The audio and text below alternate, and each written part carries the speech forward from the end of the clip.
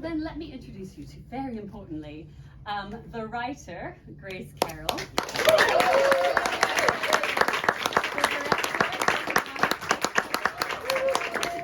And then your sparkly cast, Amelia Parillon. That was probably close.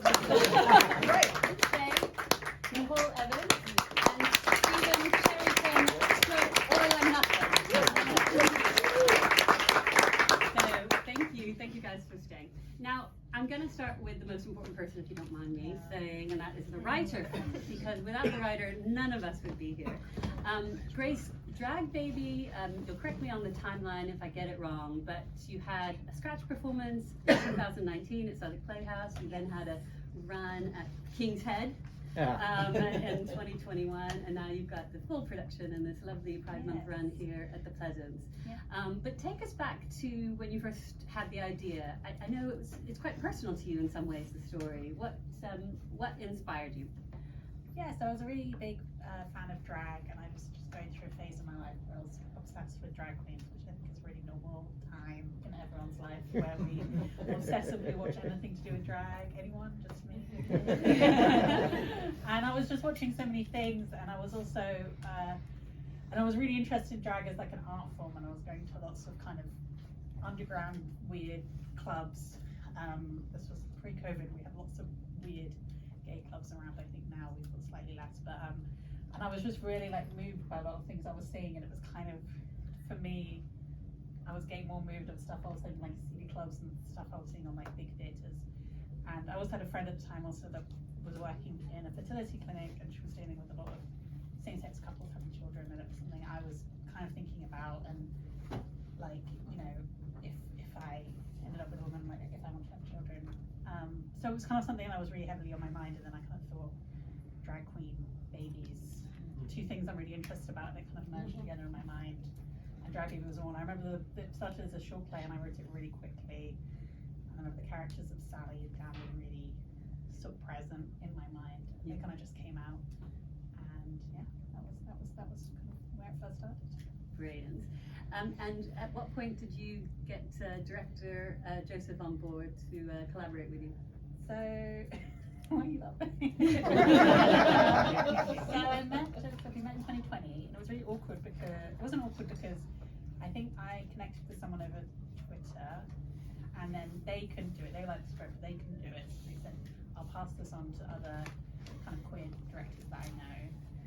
And there was two people that wanted to direct it, and I picked Joseph. The other name must not be mentioned. Never. Ali's here tonight. Along with Ellie Goulding.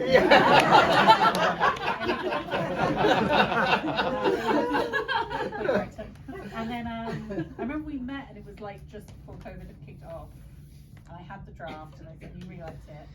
And then I was like instantly very depressed because I was like, COVID is happening, nothing will happen ever again. And I was just deeply in my sort of weird headspace, and you were really hopeful that theatre was, you had such a peppy, like, no, it's going to be fine, maybe we could do like a Zoom R&D, and I'm thinking like, no, that's not good. But you were really peppy, and I remember thinking, oh, I need this energy going forward to motivate me and bring it to life. So how did you remain peppy, and how did you then help the piece evolve through that 3-year pandemic? I'm very fidgety, and I get bored very easily, and I had really nothing to do. So that helped a little bit.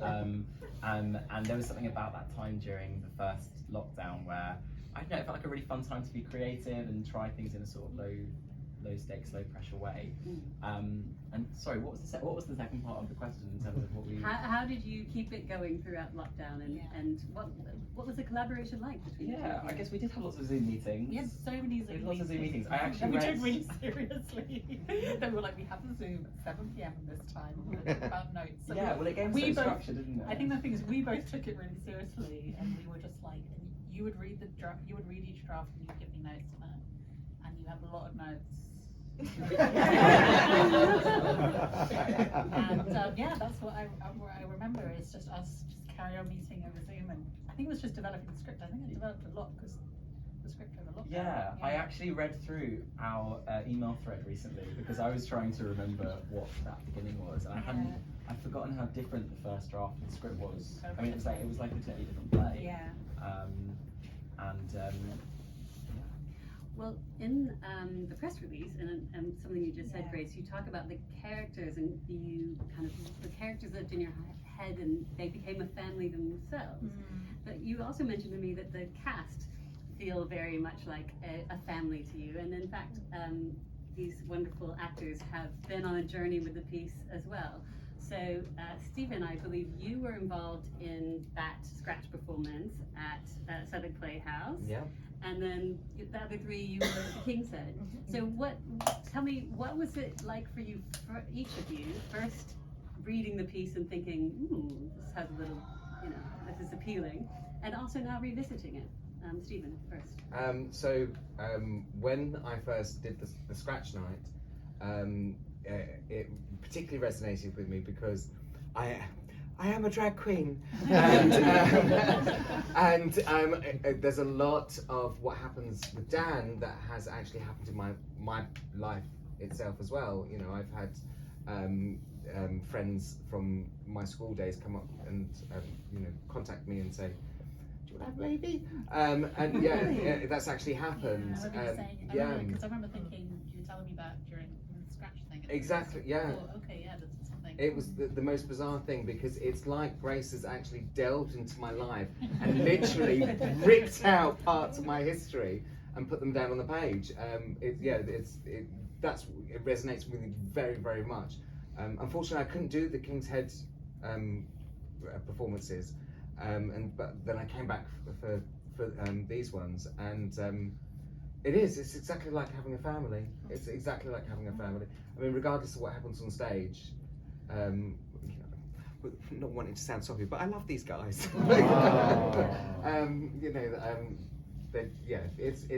It's lovely. Yeah. And Nicole, revisiting it now, I guess that's 3 years between when you did it. At the King's Head and over 2. Yeah. It was like Okay, right. Yeah, it's really nice. Like, I always knew I wanted to work with you two again. Like, it didn't feel like we had enough. It was like we just grasped it and then it was gone, and I love Sally for all of her flaws. And it was so well written, and I remember like the buzz of, because we only had 2 shows, and like, and it was like we were all kind of not ready to let those characters go, and it was like, oh, one day they might come back to us, and then like it kind of over the tears I was like, it's not coming back, and then out of the blue they came back. Yeah, so I was so chuffed, and yeah, it was just so nice. We found such like more things and just dug deeper. Shay, tell us a little bit about that. How has it changed? Has Nathan changed, and how you approach Nathan? Yeah, totally. I think 2 years has been an interesting time for us in our development. I haven't done stage in quite some time, so it's been interesting to kind of delve into doing theatre again, because I was like, I don't know what I'm doing anymore because I've done it such a long time. But it's been really fun to delve into Nathan, to like explore lots of his dynamics, his beats, his patter. It's very, very quick as a character, and we had such a big say in that because we did the R&D even before we did the first show of it. We did we really developed these characters, and Grace is so generous and so caring. She really kind of evolved these characters around this really beautiful R&D session that we had, which involved kind of a lot of intimacy work, a lot of connection. So we really had this like really great intimate connection with each other beyond just the script, and it was really lovely to like feel like that was set in automatically when we did the script again, and delving into the characters was really fun.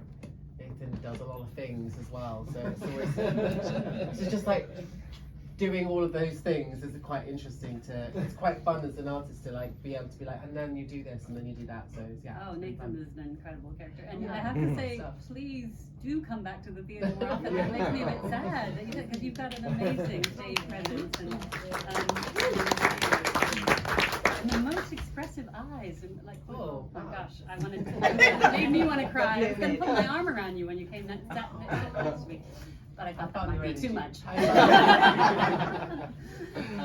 And Amelia, now to have like it's like a 3-week run now, isn't it? So yes. that must feel like quite a luxury. been really interesting. So when we did the R&D, it was really nice because Sandra's only on stage for what, maybe 12 minutes, give or take. So it was. But an impact. But it was bringing a lot of understanding around the history of Sandra. So in the R&D, as everybody has said, we did a lot of work around intimacy and understanding where the characters come from, and there were scenes with Sandra and Sally that didn't make it into the final cut, but it was good to play with those in the R&D. And then coming back to it 2 years later, it's really interesting because similar to what Steve said, it feels like Grace has somehow delved into where I am currently. That part. She's spying on us. And is now on the stage. So at the time of doing Sandra, I was like, oh, this is an interesting character, and I really love the drama and the history of it. And now, 2 and a bit years later, I'm like, oh my god, am I Sandra? Am I Sandra?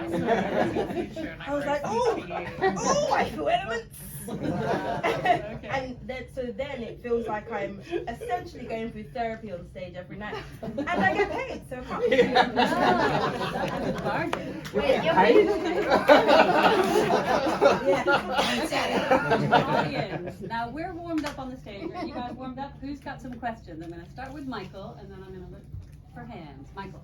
It was more of a style question around the dance that Nathan does in the All Black.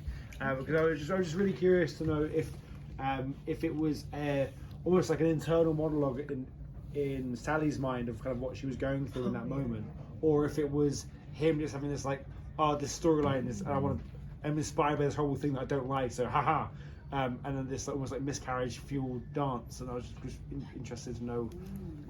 Is that a question for us?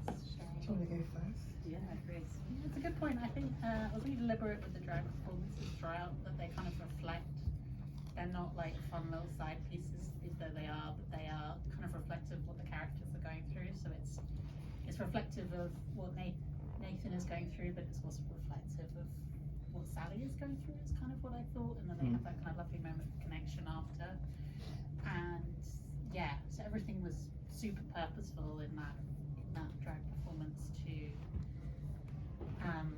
to kind of reflect what Sally is going through, but also I keep on saying to me like you are so merged with your character, like mixing up the names, what Nathan is going through as well. But yeah, Shay did something I really love watching that scene because I love seeing what Shay does and the physical aspects of it, and I think it makes it really beautiful. And yeah, Shay, in that piece and in the earlier one that Nathan does, in case some people might not know the references, what are those speeches from?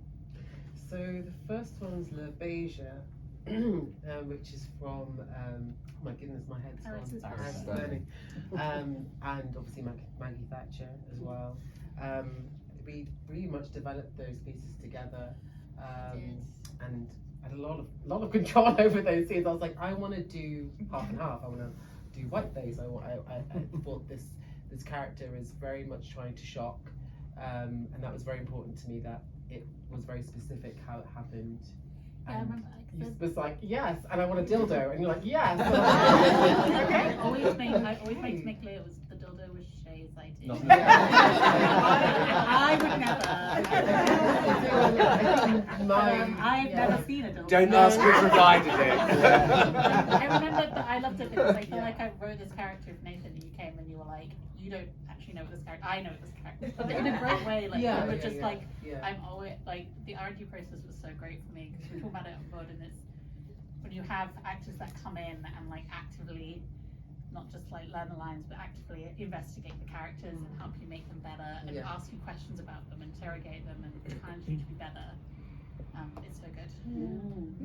I've lost track of the original question. No, you're completely on target. There's also in the one that Michael references, I love Shay, when the line that you use lip sync is, if you can't love, you're dangerous. I'm probably paraphrasing it, but again, that seems so apt because of course we're thinking of Dan, and it's very well done. So okay, other hands. Hands. Don't be shy. Front row. Okay. So what I want to know from the actors here was there any role, did you take the role based on stuff that you wanted to overcome for personal challenges, or was there any reason you did it because you wanted to, you know, show something, or you wanted to express something? So, I mean, there's two different sides to why you took the role. You don't feel you need to Well, personally, Out yourself too. I've already said, you know, the role really resonated with me. As I said, I'm a drag performer, so I'm, you know, well versed with the drag pieces. It was a bit odd for me to have them scripted as well, because usually, you know, they're my own. So that was a bit of a challenge for me, which is I really enjoyed. But what I particularly enjoyed from my part was it did help me to revisit parts of my life that I'd not that I'd forgotten about or blocked out or anything, that I just hadn't thought about for a long time. And particularly, you know, having children, being in a same-sex couple, you know, it's we can't just provide them by ourselves. So, you know, boingity boing boing boing boing boing, you know. It's so. Oh, it's not my first meme. Yeah, so that was the script was particularly poignant for me, and I because it resonates with me, I feel that it's a story that I feel is important to tell. So I think I love being able to tell this story. Although it's not my own, it's almost my own. You know. Yeah. Would anyone else like to add to that? I feel like bisexual women are not really portrayed on stage that often, which I thought was important. Like we often get left out of, you know, it's either like a straight woman with a baby or a gay woman who doesn't have a baby, and I was actually going through a breakup at the time of auditioning, and it was a bit of a meltdown. Like I was having a meltdown in a hotel room, and I was on Zoom like, hi.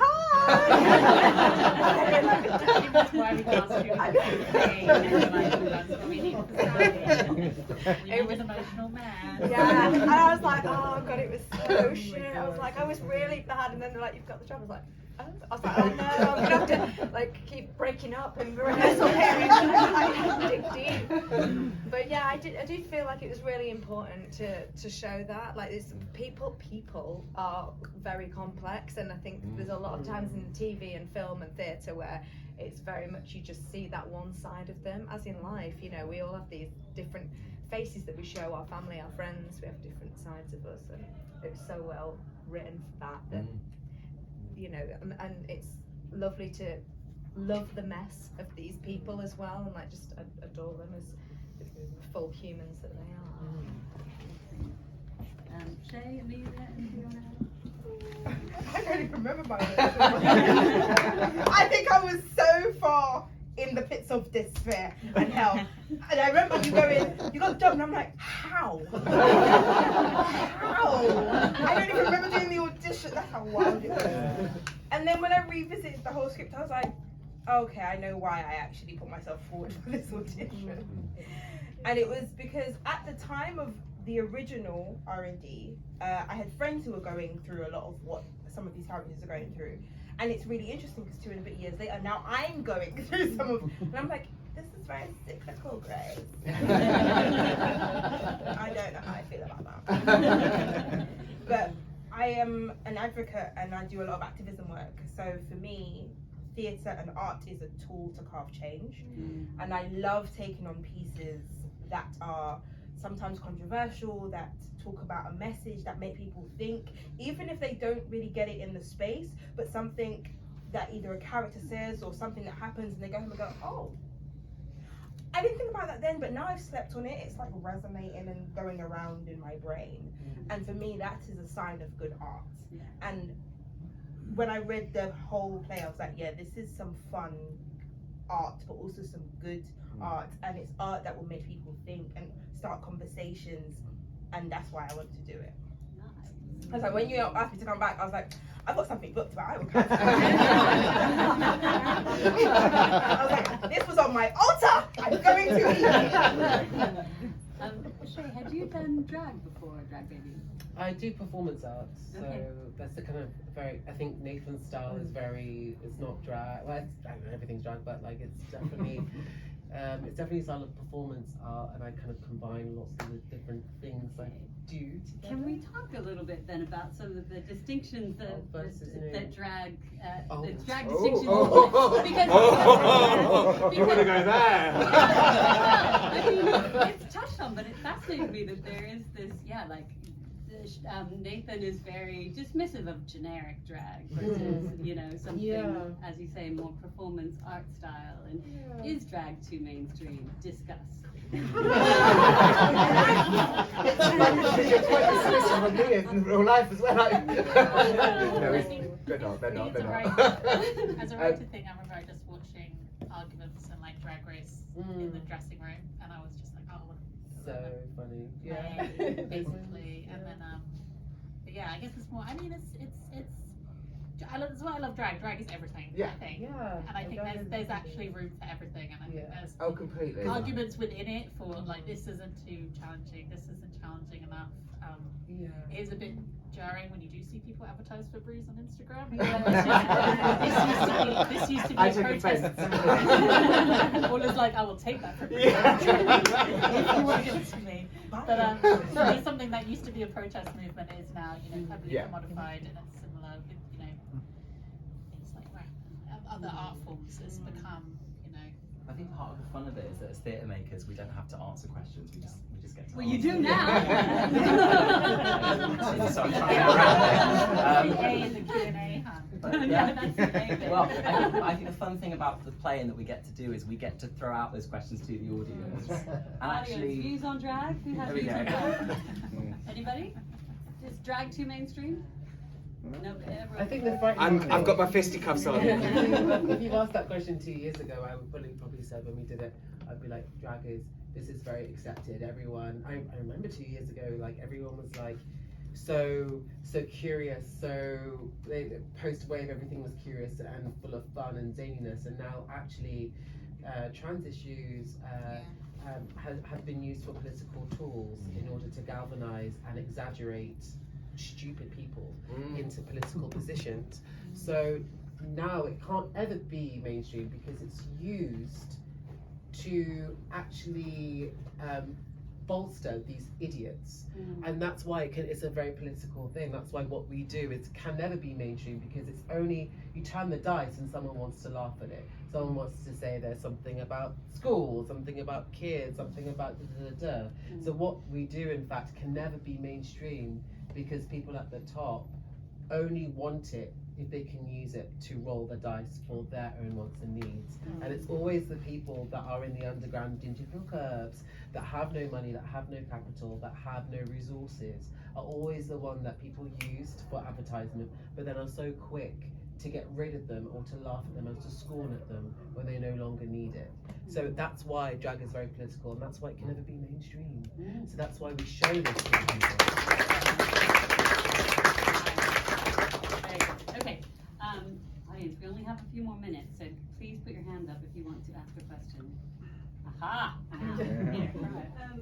For me, a really moving point that was made was when Dan said he wanted to do that big salad as well, because he was gay, he didn't want to be in that relationship.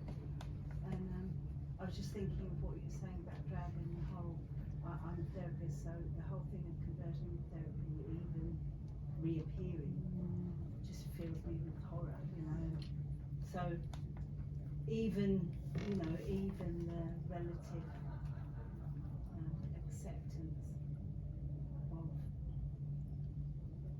of gayness in general has come up again to be questioned, so I mean, things don't move on in a way. I don't mean to be pessimistic, but it just cripples me. I don't know what to do about it. I can't believe it even exists, but I have to deal with it. I have to talk about it. So chairing post-show Q&As for many years now, and I've really noticed we come for anything that any queer productions that I do Q&As for since about 2015. We have talked again and again and again about the things are regressing, you know, and people feeling scared. And we all know the reasons politically here and in the United States and globally. And it's just a reminder that, you know, rights are only rights, you know, they're not guaranteed. That's why pride protect matters. them. Yeah, That's why pride is a matters. protest. Pride is a protest. Absolutely. It's funny because I was actually on a radio show the other day and I was talking about how walking down the street, even in boy outfit and everything, I've been, and I'm sure many people even in this room have had abuse thrown at them, literally just for walking down the street. And I was talking about how drag has given me an outlet to give me confidence and to help me overcome the prejudice and the you know, the abuse that I've suffered, the homophobia that I've experienced, and it's such a release. And then literally I walked out of the radio studio and I was not even 20 yards down the road, and as I was walking past someone, they went queer, and I just laughed because I was like, it's like walking past a garden and going, plant. Like, come on, be original for fuck's sake. I just stood there and go, what the fuck? I'm sorry, but was there a question? That was a wonderful No, comment. not really. I just found that really moving. Yeah. Also, personally, having fallen unrequitedly in love with a gay man, it touched a nerve. It was it's sadly very relatable Yes. experience. You sparkle. You sparkle. There was another hand behind Yeah, you. it wasn't a question. I just wanted to say thank you to all the cast. Oh. Because not only was it fun to play, but it was very thought-provoking. And I think that just shows what somebody said was, it's about an art, isn't it? That you can take it away and we can just enjoy it. So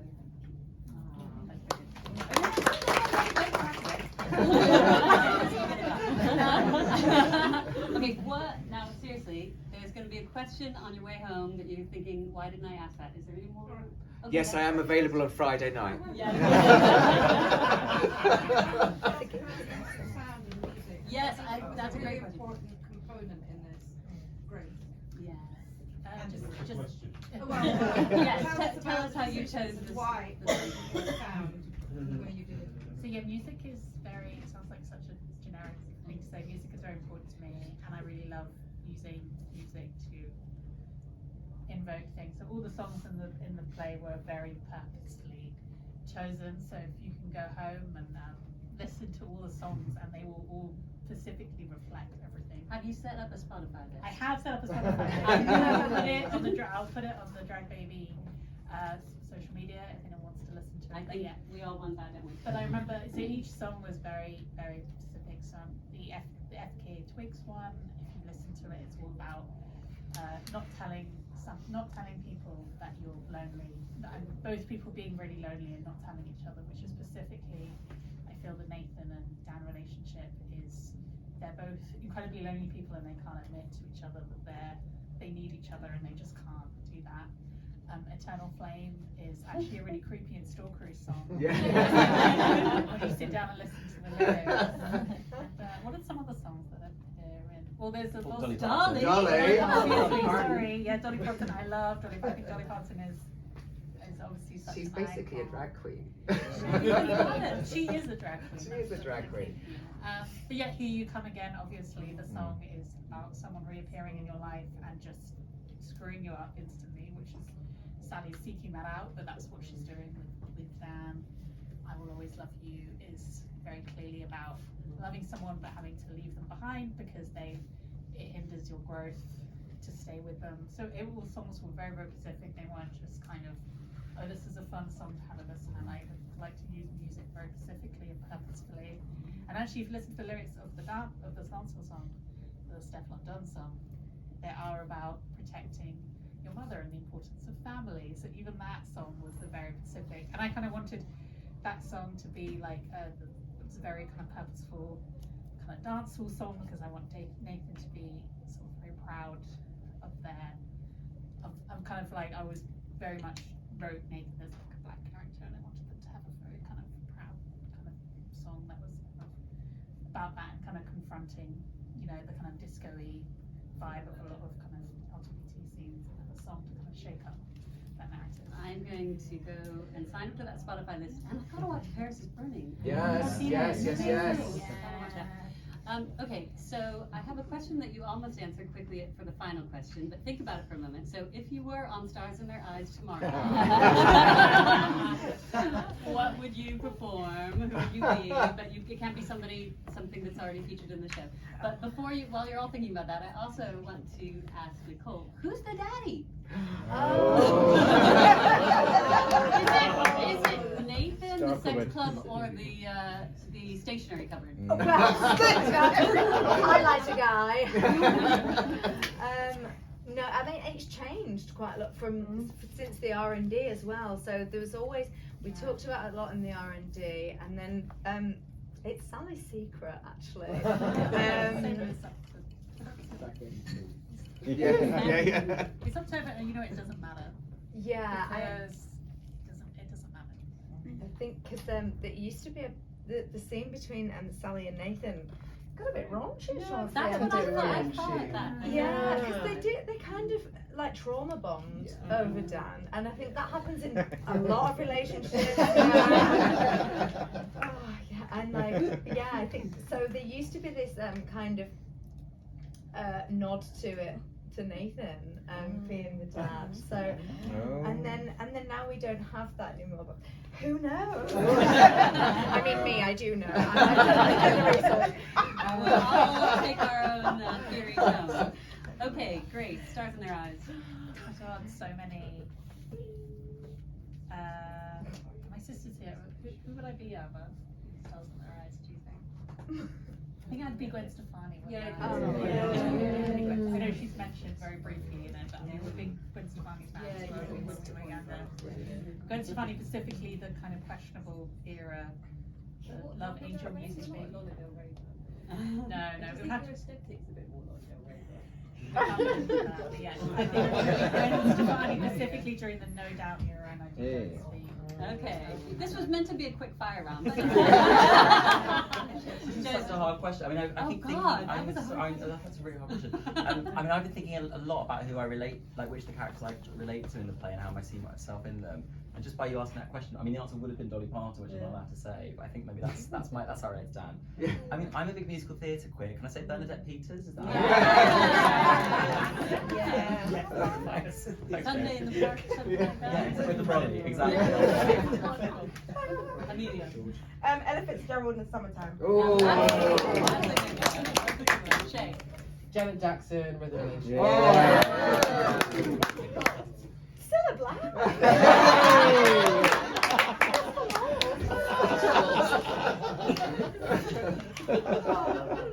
Okay. Well, I do it for a living, so it's kind of a cheat for me. But one of my I do them all. I do all of them in 10 minutes.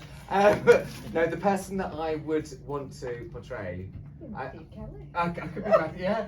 I'm an old school queen, so it would have to be Madonna. It would have to be Madonna. I'd probably do something. I actually have done, and I would do it again. The Blonde Ambition Tour Express Yourself dance. I know all the moves. All the moves. I can vote, yeah. Go on. Okay. I know all the moves to that as well.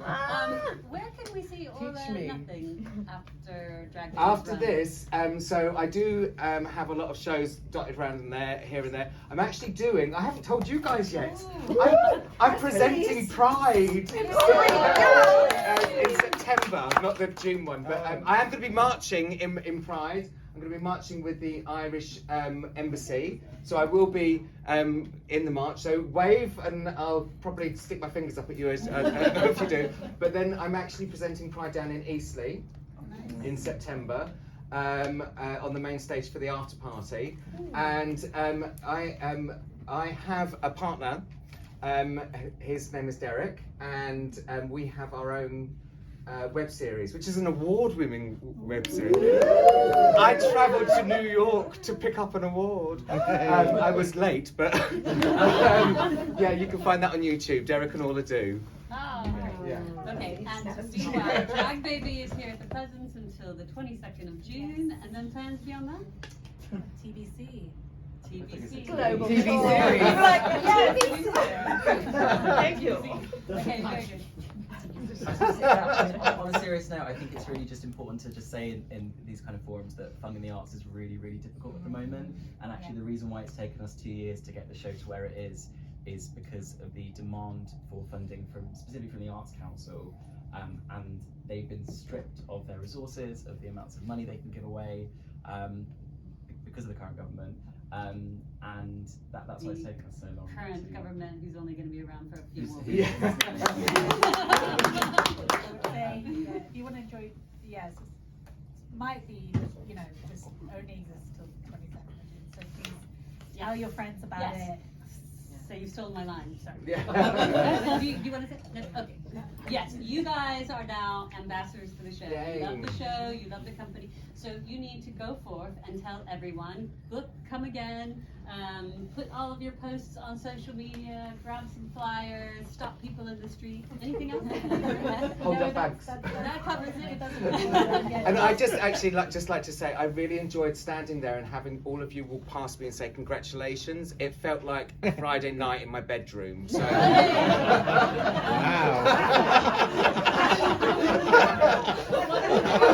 Spreading the word about the show. Once we give everyone a big clap, when I tell you to, then I'm going to have us all budge up and have a group shot, and all of you with your phones out, will you take photos of that and share that as well? And make sure you tag all of the company and their individual handles as well. Okay, so join me please in thanking Steve and Nicole and Terri.